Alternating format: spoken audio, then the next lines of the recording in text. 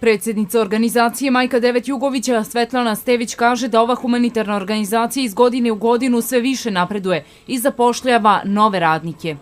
Ako računamo farmu koza, ovaca, bikova i krava, može se reći da je ovo 5. i nećemo ni stati na ovome, ići ćemo i dalje, a sve u cilju da zadržimo srpski narod na ovim prostorima, da im omogućimo da nađu posao i da bude obostrana korist kako i za narodne kuhinje. Ona dodaje da sve što se proizvede na farmama koristi se za potrebe narodnih kuhinja.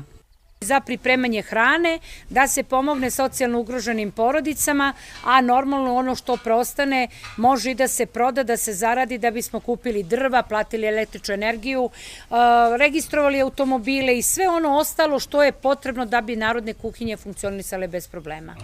Otvaranje farme svinja pomogla je francuska humanitarna organizacija Solidarnost za Kosovo sa preko 150.000 evra.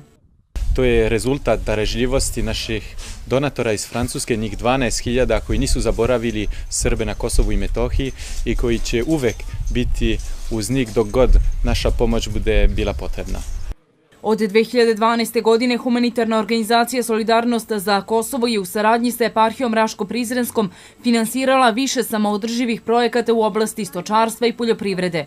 Otvorene su 4 farme, mlekara, fabrika za pasterizaciju voća i povrća, kao i desetine plastenika širom Kosova i Metohije.